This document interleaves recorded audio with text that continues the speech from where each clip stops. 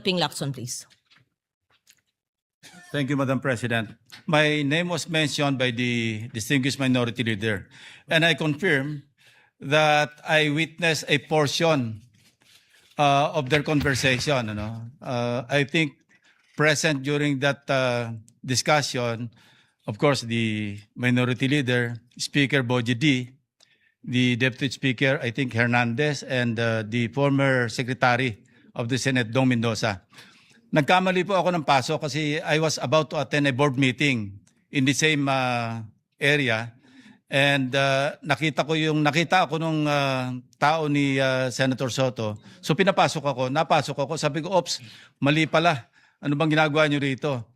So, ang unang tanong sa akin, tama-tama kasi pag-uusapan namin na kung sakali magkaroon ng charter change, baka pwedeng request ng Speaker of the House kung pwedeng increase yung number of senators to 36 from 24. Ang naging role ko naman doon, kasi tama-tama, ilan ba yung kwarto doon sa Senate building? Sabi ko, 65, kasi yun ang request ni Senator Pimentel at that time. He was also thinking of increasing the number of senators. So, 36 lang kailangan.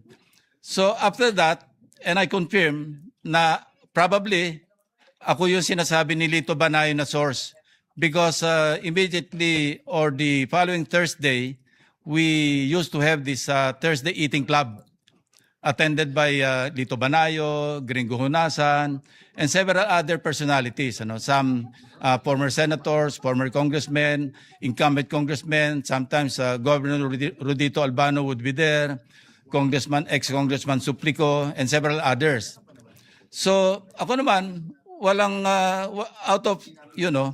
wala naman seryoso sa pag-usapan. So I shared, sabi ko, kanina nga pala nung Monday or Tuesday, sabi ko na napapag-usapan na i-increase yung number of senators.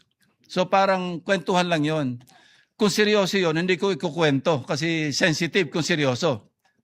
And I also confirm the manifestations of several of my colleagues in the minority na never naming napag-usapan yan in as many caucuses that we held or we had in different places.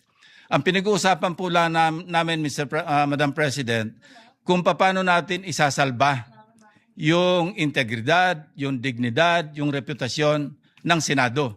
Wala po kami ibang pag-uusapan na kaya kami magpaplano na mag-take over sa Senate leadership, para sa CONAS. Never. I confirm their earlier statements, Madam President.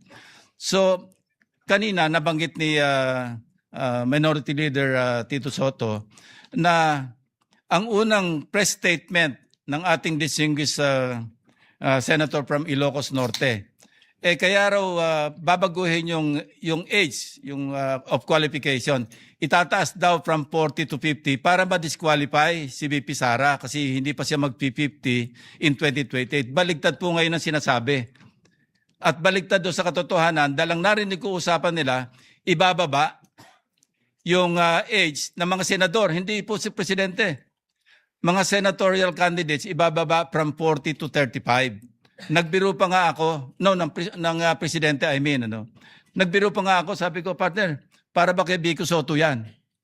Nagbiro pa, in jest, of course, Mr. President. Madam President. Yun po yung takbo ng usapan. So, paano nabuo yung istorya? Nakatakot-takot pa yung mga video. Wala pong katotohanan. Kaya nung na-interview po ako ng media, sabi ko, outright lies, flat lies. Kasi hindi po totoo na napag-usapan doon na itaas yung edad, yung qualifying age, pagtapo ng Presidente sa Vice Presidente from 40 to 50 para ma-disqualify. Nothing could be farther from the truth, Madam President.